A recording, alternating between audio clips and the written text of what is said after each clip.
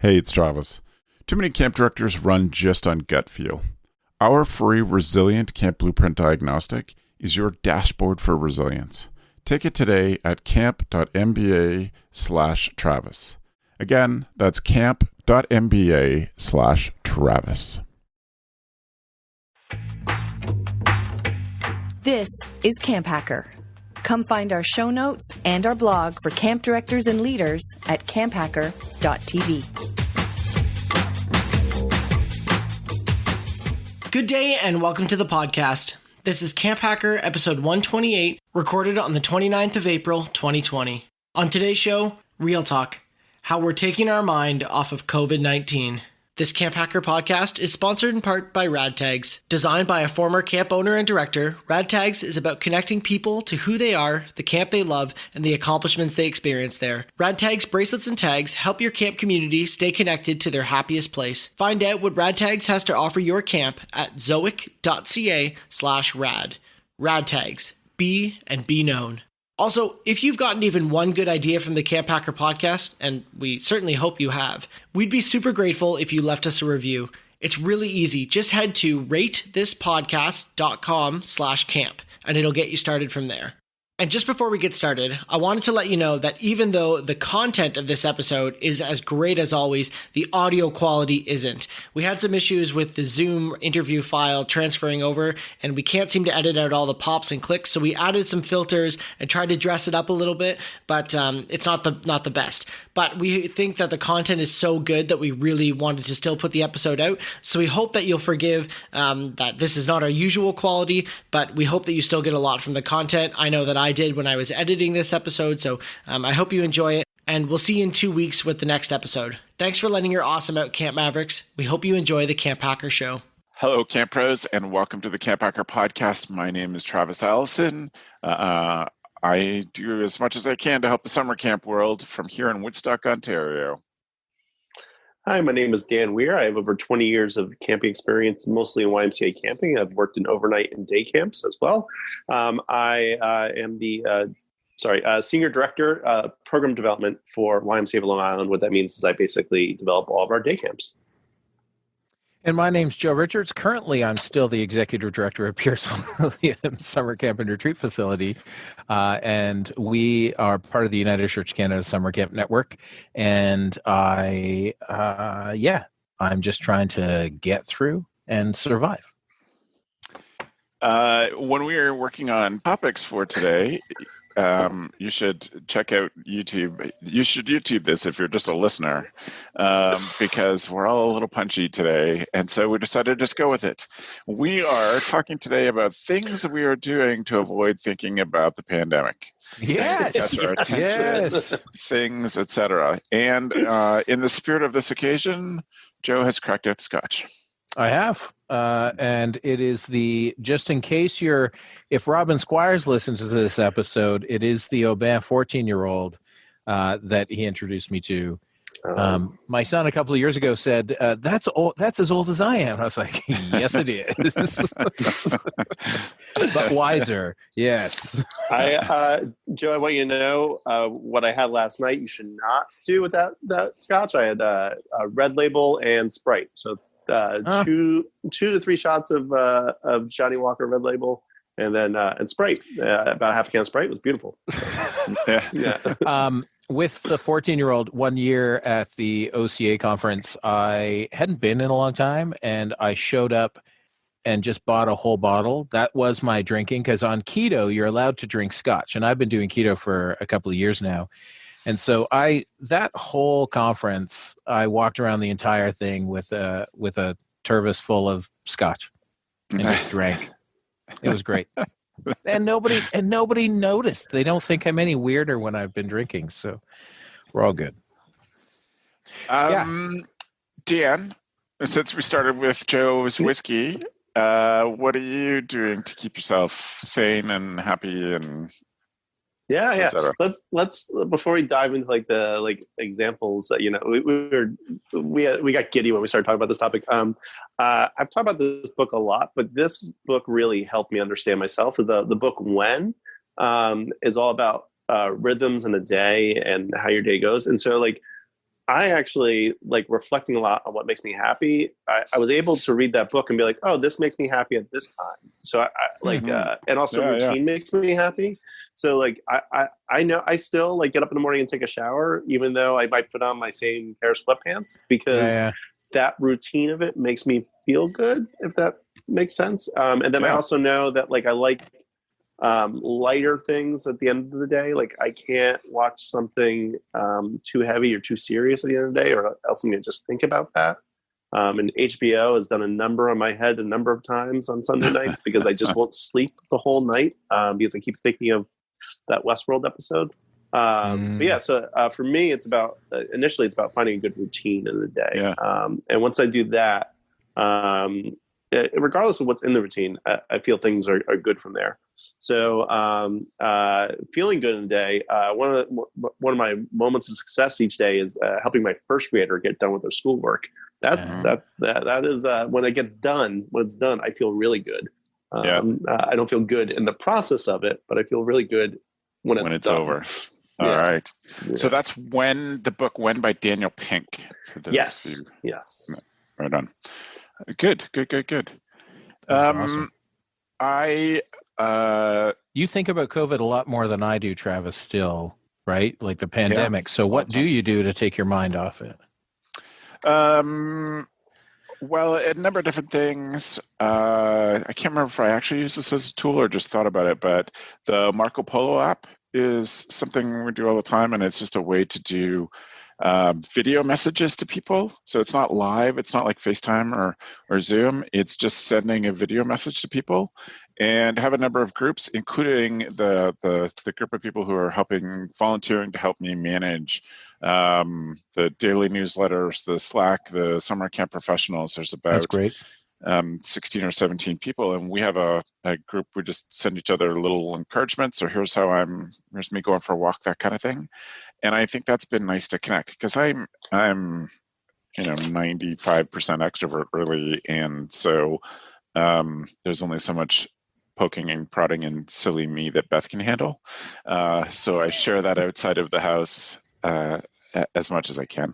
And I found that has been nice way to stay connected. So we do it with our family, we do it with those volunteer moderators, and our camp alumni group family. It's actually turned into, we had to create a second group for our friends group, our camp alumni friends group, because the kids took over the first group. And so they're sending each other messages on their parents' phones. And so I was like, I'm kind of done with that group. I'm going to create another group of just the adults again, and we'll talk about.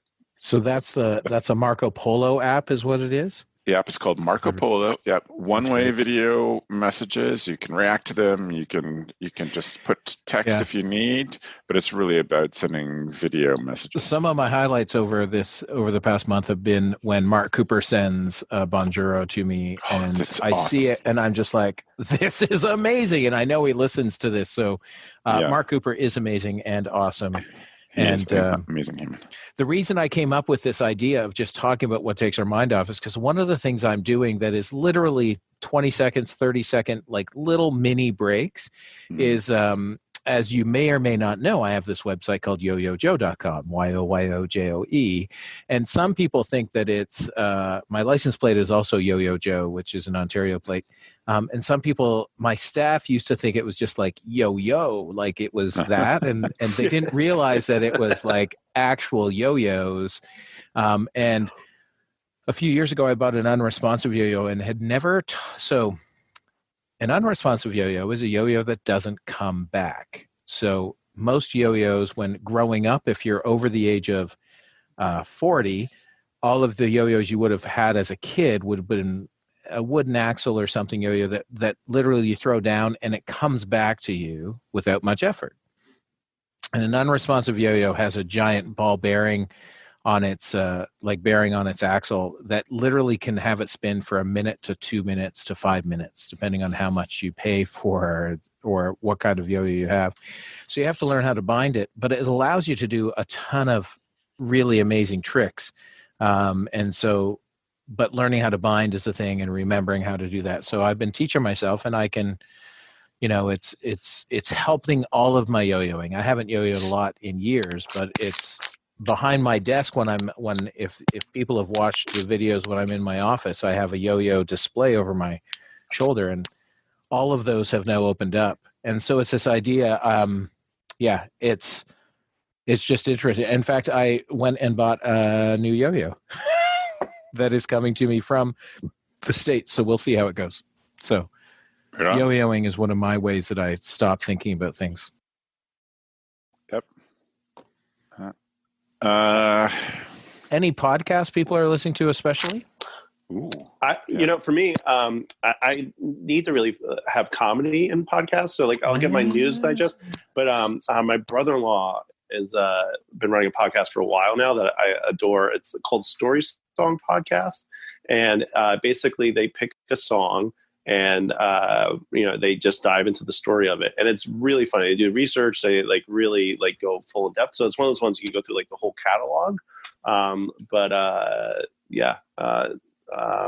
a amazing. whole, I think it really just, for me, comedy really does that. How's This Made is another one that's about movies. It's a lot of profane language in it. That one, Travis is cheering for it. But you go back and watch the ones that you go back and listen to ones related to the movies that you've seen. Punch Up the Jam is another one. They take songs that were released and they try to make it better. Also, again, a lot of profane humor in it as well. But yeah, those are the three that a comedy podcast I really need to kind of get me through. What is the name of your brother-in-law's one? Is it The Story Song Podcast? Yeah, The Story Song Podcast. Forge Audio. Great. I always test when... Go ahead, Travis. So they just basically it's like Song Exploder. They break down a song and talk about how it was written. It's three comedians, and they will actually go through the song's story and make fun of it, and then they will also sprinkle facts in there. So Song Exploder is all about the instruments and how it's built. This is about how the Eagles were absolutely ridiculous to write this song. And it has, I'm on it right now. It's The Gambler. They cover Lullaby by Sean Mullins, which would be hilarious. Rudolph the Red-Nosed Reindeer. I just hit subscribe. Copperhead Road. It's awesome. And they're very careful. They're very careful about the ones they choose. It's not just they're just choosing some random songs to tell a story. It's got to be funny. So it is a comedy-based podcast. But what Travis, Song Exploder is I love listening to a Song Exploder, and Reply All is also another one I listen to that they fall in line with just listening to things. I find I have to listen to something to do something else. So I'll do a jigsaw puzzle while I listen to a book or a podcast. Or I'll listen while I do woodworking because I treat my over-ear headphones as my hearing protection for the saws and things. And I still have all my fingers. Nice. Not my toes. I got a toe off the other day, but Any other podcast, Joe? That I 99% Invisible and Criminal are always ones that I'm going to listen to. Number one. Cool 91. Tools. I just Cool Tools with Kevin Kelly and Mark Frauenfelder. You can take it as a hit or miss, but it's always interesting to at least listen to it. And I don't know. So Radiolab. I'll continually listen to Radiolab, and then recently more. Yeah, those are the ones. Those are the ones as I'm looking at my podcast list here that I listen to most. Yeah, I've definitely added a few to my usual mix, and I subscribe to a lot of podcasts, probably 40. But I have them. Seems like too many. But I have them all set in lists by priority. These are ones I absolutely want to listen to episode. I have one filter called The News, which just puts on. And by the way, spend 10 minutes and dial into the settings in your podcast apps. They're so capable these days. I have, auto archives custom for each set up different speeds for each show depending on what I can listen to it at, etc. So I found, especially in March, the last half of March, every time I got up from my desk, I was putting the news on my phone, and it was just sort of a compulsion. And I just realized it was just wigging me out more. And so I stopped doing that. We've talked about lots of shows. One that I've really enjoyed, and it's a short series. It's not going to go on very long, but it's called Home Cooking. It's with Samin Nasrat and Rishikesh Hirway, who started Song Exploder. Yeah. And Rishikesh and Samin Nasrat is a funny woman. Her book Salt, Fat, Acid, Heat was great, but her Netflix special was so good. And I've heard lots of interviews for her. She's just charming and funny and really laid back. And that's been a really fun one to listen to while I cook, is Home Cooking with those two. And I don't think there's been any other real discoveries. I think the newest podcast before that was Dolly Parton's America, which I got from Joe. Yeah, which was great. Yeah, great I've heard I need to listen to that one. Oh yeah, it's really good. It's fascinating. Did you see recently that Dolly Parton's production company was an unnamed executive producer of Buffy the Vampire Slayer? Dolly was unnamed. The production company was associated with it. Dolly was unnamed. It was Dolly's company. That's so hilarious. She was a Buffy BP. That is great. Yeah. So a few of those podcasty things been helpful. Then as far as, from podcasts to books, right? Like, Dan, are you a big reader, or do you listen to a lot of books? I do a bit of both. It's funny. So like Corona hits and suddenly my brain just cannot take in the same amount of information. Yes. I've just noticed 100%. that like I'm just stressed, and I can't process information at the same volume. So I noticed with audiobooks in particular, it's got to be nonfiction for me. For some reason, audio fiction, I can't cling to it. And right now, I want something light. So the Incomplete Book of Running by Peter Sagal. So Peter Sagal does the Wait, Don't Tell Me radio show for NPR. It's a news-based show.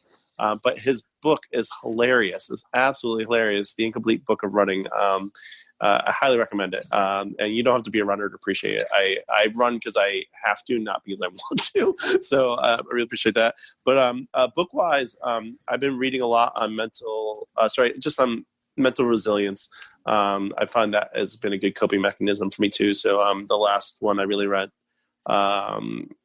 is Relentless, which is Tim Grover, and that author was just in the Last Dance documentary, the documentary about Michael Jordan. Yeah, it's a great documentary. And and when we get TV shows, we're going to talk about that. But he basically is like the trainer for all these high-end basketball stars like Michael Jordan, Dwayne Wade, on.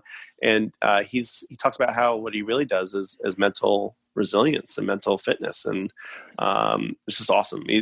Really intense book, but a really great book. So, and then my friend Joe wrote for your running stuff. Have you ever listened to the book, What I Talk About When I Talk About Running? The Japanese guy? No, I don't know that one. Yeah.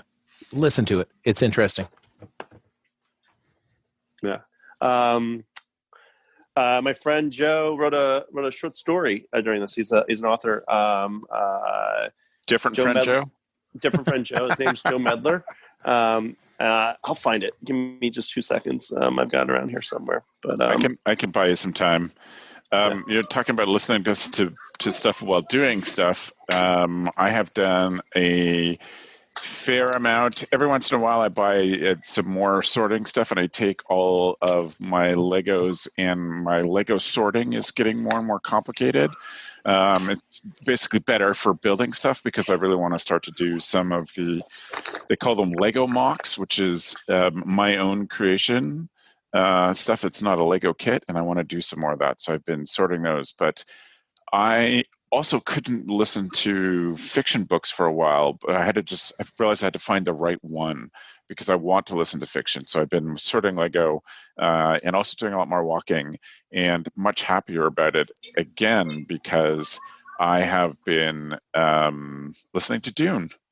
I read Dune in high school and loved it, and haven't read it again. But I've been listening to it, and the audible production of Dune is Frank Herbert's Dune has been great and has been so exactly what I needed to get my mind off things.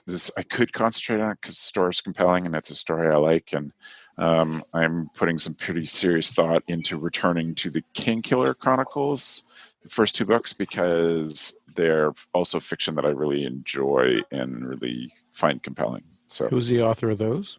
That's Patrick Rothfuss. I will tell you this. Let me finish my Kingkiller Chronicles thing. Kingkiller Chronicles is a trilogy, and he has written 2 books of the trilogy, and it has been 10 years since he wrote the second book. And they're amazing. Some of the best any kind of books. They're fantasy books, but the best any kind of books you'll ever read. And it is so frustrating to be a fan of his. Travis, have you read any Brandon Sanderson? Yes. The Way of the King, the Way of Kings? I need a way into his own books. I know Brandon Sanderson from when he finished off The Eye of the World. Yeah. The Wheel of Time. And so I really appreciated his style. And I've read a couple of his. He just put out a series, oh my gosh, that were so good.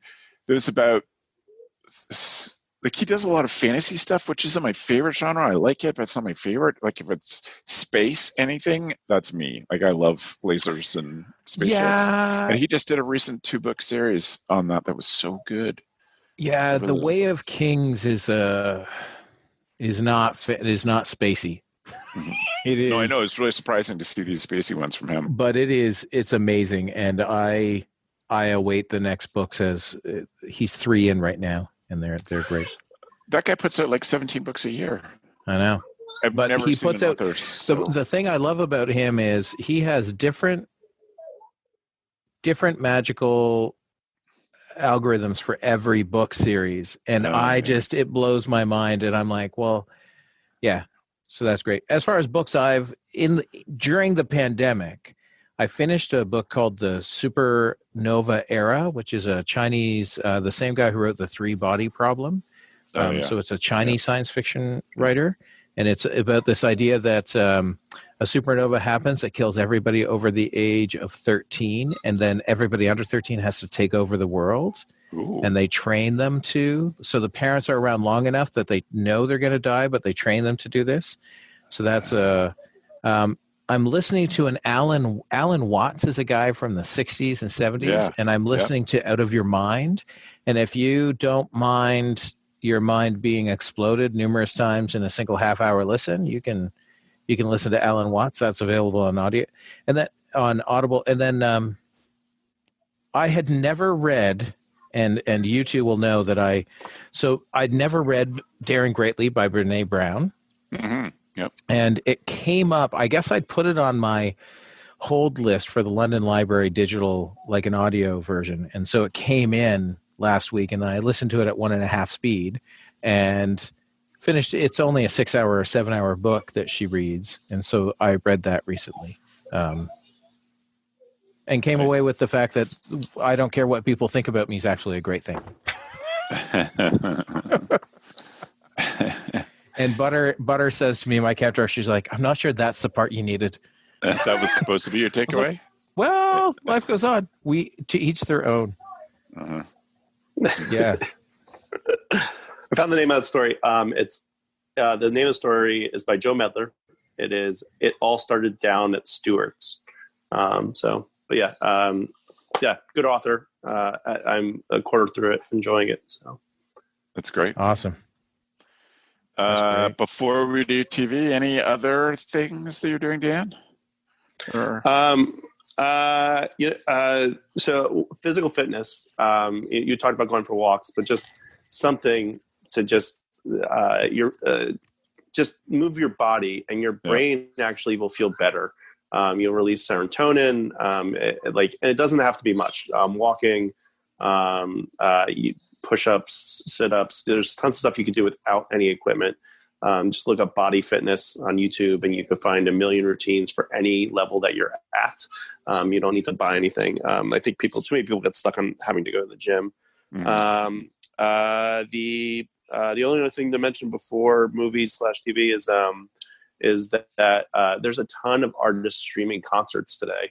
They got really angry because Dinosaur Jr., which is a phenomenal band was famous in the 90s, but still putting out amazing stuff, had a live concert at 4 p.m. during a conference call. There was just no way I can make the two work. But there's a ton of bands just putting on live shows for free. It's just awesome. Yeah, just search and you'll find it. But yeah. Yeah, they've been doing in Canada. In fact, it's the third and final ones tonight. We're recording this on Wednesday, the 29th of April. They've been doing the Great Takeout, I think it's called, and they're encouraging everybody to get takeout to support local restaurants. And then there's a whole bunch of famous Canadian musicians who put on a concert for an hour and a half every Wednesday at 8. And that's been pretty good and fun to get some takeout stuff. This episode of the CampHacker podcast is sponsored by Rad Tags. Rad Tags is outfitting camps with personalized keepsakes that speak without saying a word. Rad Tags allows you to show someone they belong, building a relationship that goes beyond their last day at camp. With the goal of helping camps create awesome recognition and affiliate programs that last beyond the summer, Rad Tags is doing a monthly giveaway for Go Camp Pro listeners. Just email your answer to the following question to matt@gocamp.pro and be entered to win 5 silicone bracelets with the Rad hand sign. Each month, we'll pick a new winner. This month's question is, were you ever given an award in your camper or staff days that you have kept and held on to? Tell us about it. Don't forget, email your answer to matt@gocamp.pro with Rad Tags contest in the subject line. To find out more about how Rad Tags can elevate your camp program, visit zoic.ca/rad. That's zoic.ca/RAD. Rad Tags. Be and be known. Joe, you're talking about a big learning project or a short learning project for you. It's yo-yos. For me, it's learning how to be a games master in role-playing games. Have, again, I like the idea of D&D and used to play D&D when I was a kid, but I'm not really interested in doing it again. But I wanted to learn how to be a good games master because they're hard to come by. I've been looking for a good role-playing game and a good group to do it with. And I'm hoping actually to get a camp directors game together, an online camp directors role-playing game together. So anyway, I've been learning that all about the new systems because it really has been 30 years since I've done role-playing games, and have learned some really fun ones. And what I'm planning is to take some friends' kids who are between 9 and 13, do a campaign with them, a little short, 2 or 3 Sundays, just for me to learn how to be a games master and to teach them about role-playing. And so I've been looking at different systems. Like I've been deep in this rat hole of figuring this out, and have a couple of little beginner systems that I have heard are really good. This one's called Lady Blackbird, and it is a self-contained game. Like how you play the game and the actual game itself are available as PDFs that I bought. There's another one called Lasers and Feelings, which cracks me up, and it's also its own campaign. What I've decided in the end is I'm going to learn a system called Tiny D6. It's all played with 6-sided dice instead of all the fancy D&D dice that you can get. And Tiny D6, that system plays in a whole bunch of different worlds. Like there's a Wild West world, and there's sort of a mutants and superheroes world, and there's a Dungeons and Dragons one, and of course a space one, which is where we're going to start. So Travis, as somebody who's I've never played a role-playing game. My parent, right, in the 80s, it was like Satan was my grandmother had set me down for some questions. Yeah. So what is the, like, are you approaching this from an introductory level, like getting someone, so you're becoming an introductory games master, and then you could essentially, you could teach other camp directors who have how to play a game. Yeah. Right. Yeah. There are a couple of people whose names you'd recognize, our listeners would recognize from Camp Pros. There are a couple of camp directors who are who do role-playing games at their camps, tabletop role-playing games, not video role-playing games, and who lead games. And so as I've been putting out the word, so if you're watching or listening to this and are interested, let me know, because I'm trying to pull a group together. Hopefully for the summer, but on the other hand, hopefully everybody's working and too busy this summer to do it. But anyway, so if you don't know what a role-playing game is, it is not like a traditional role-playing, a traditional board game. The rules aren't set. Effectively, the best kind of role-playing games are a group of people working together to tell a story.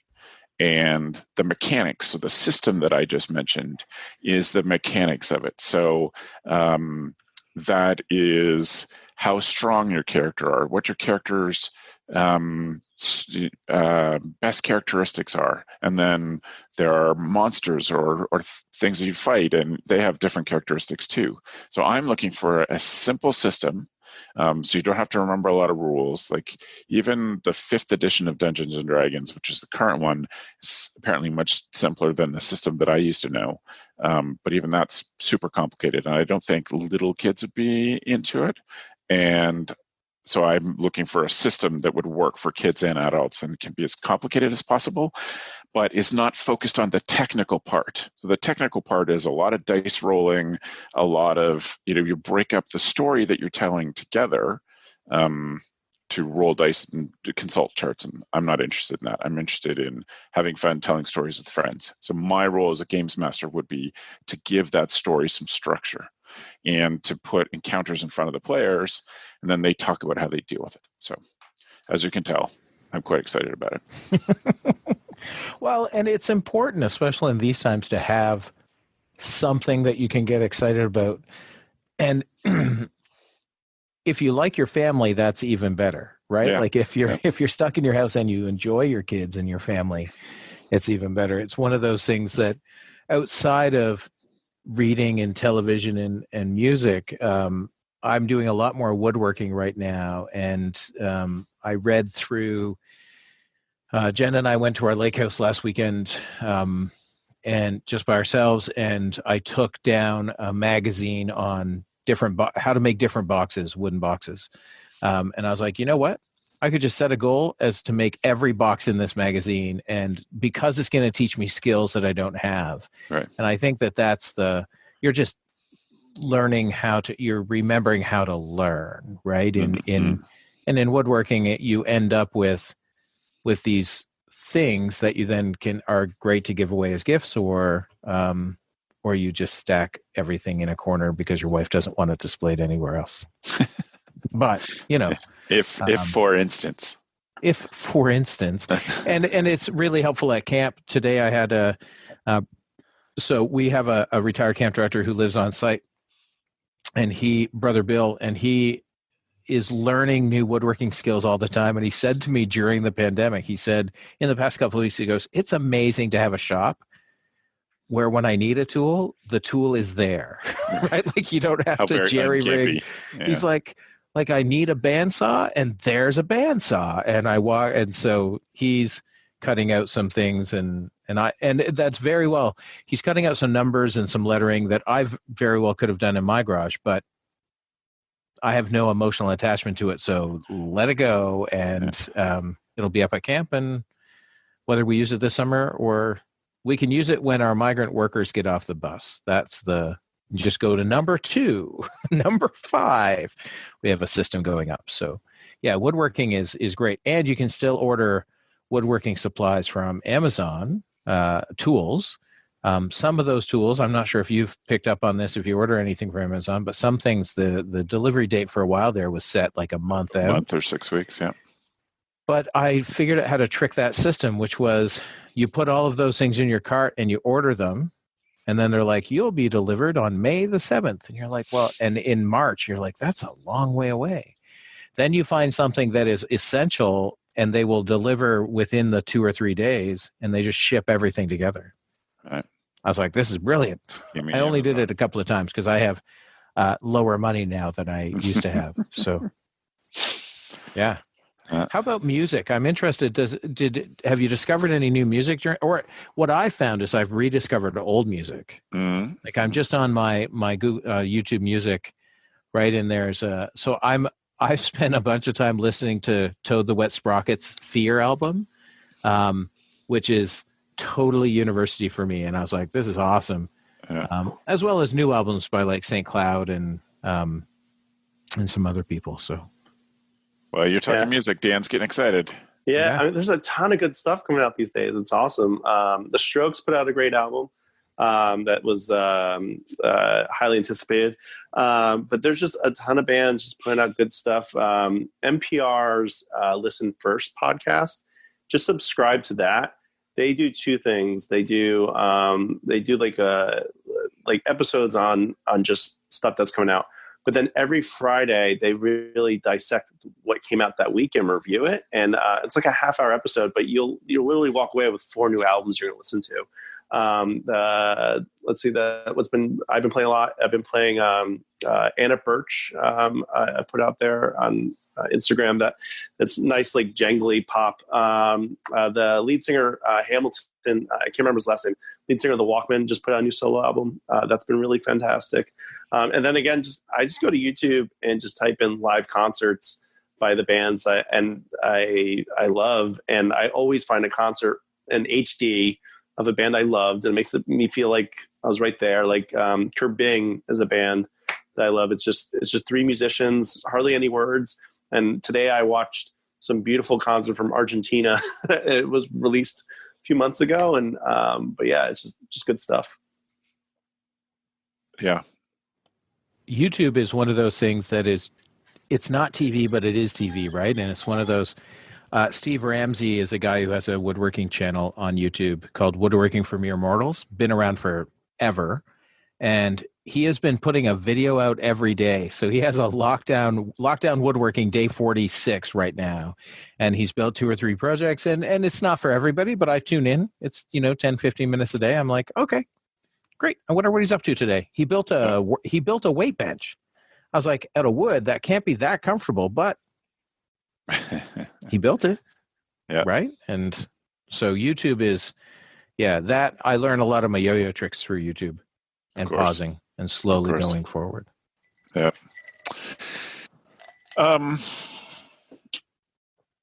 So the quick round of any TV discoveries in this time, and then I know, Joe, you got to run, so we'll do a quick round on TV and get your tool, and then Dan and I can talk as long as we need.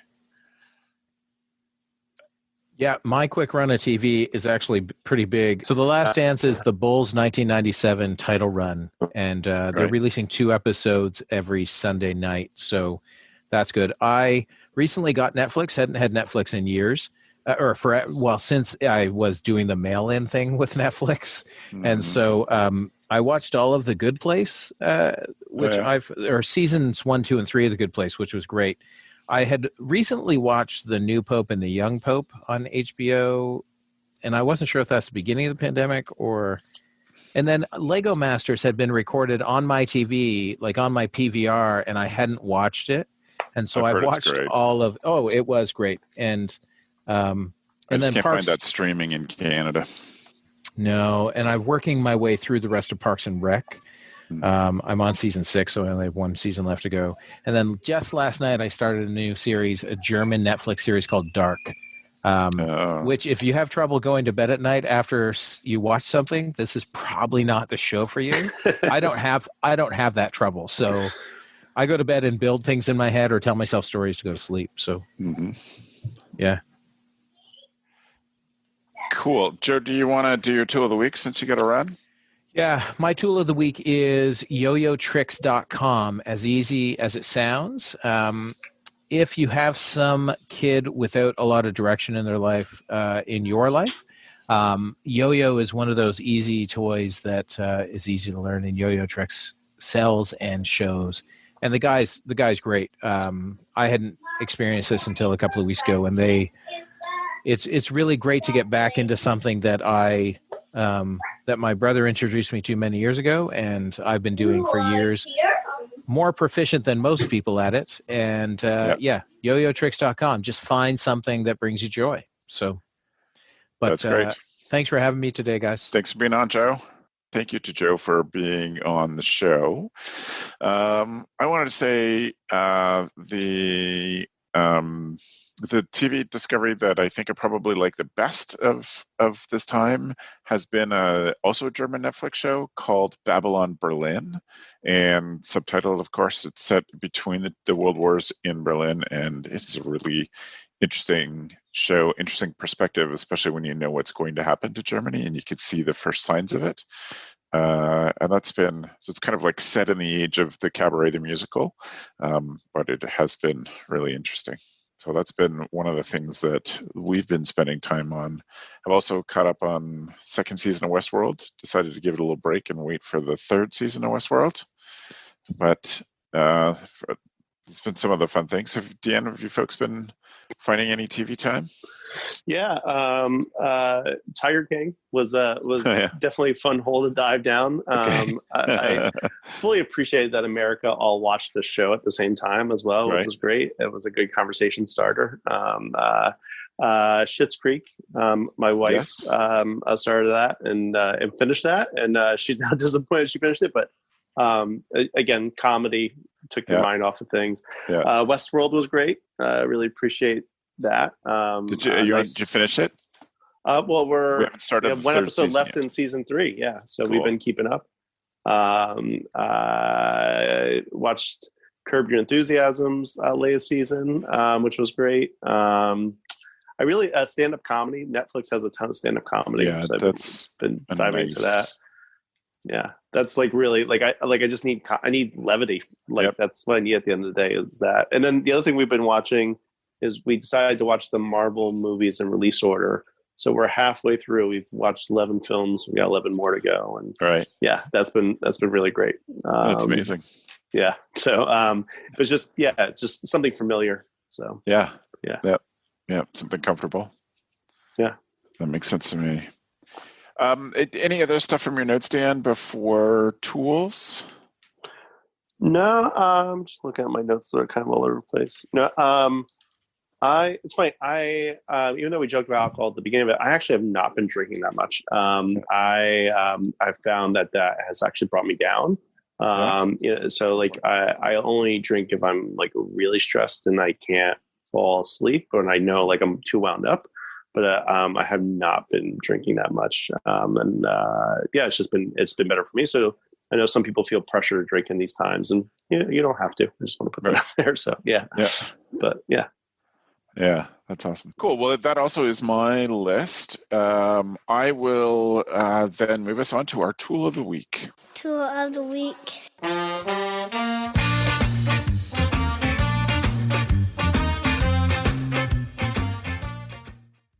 So if you were attracted to this show and watched this is your first CampHacker show because of the title that Matt's going to put on this, you may not know that we ask our co-host to bring a tool that helps them be a better camp director. And so obviously Joe's was the Yo-Yo website. Mine is also just for my own sanity in literally 6 to 7 hours of Zoom calls every day. When I'm not leading those calls, I have been making up signs to hold up in Zoom calls. So I'm holding up, this is my vote. This is my hand for my vote for a board meeting that I have on Saturday. This is the SMRT, you're very smart, like from The Simpsons. And my newest, you're muted. That I have keep by my computer just because it makes me laugh. Sometimes it makes others laugh in the calls too, but that's been my tool, is to create little signs.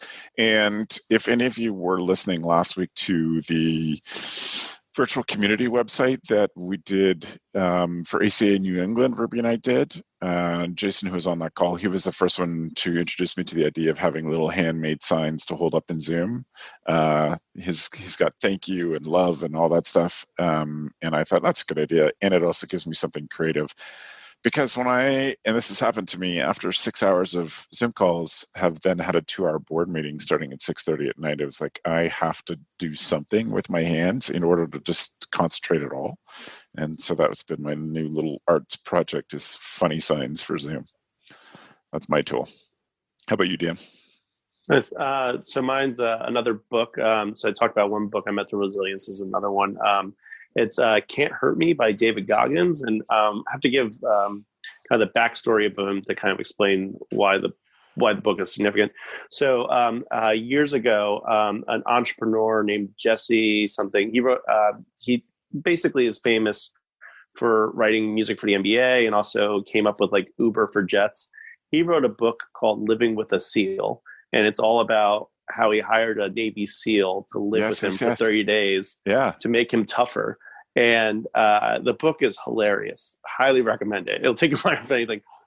That Navy SEAL in that book is David Goggins. And that guy has become famous now since then, and has basically been an author on mental resilience. And, he talks about how he talked at MIT and yet he doesn't even have a college degree.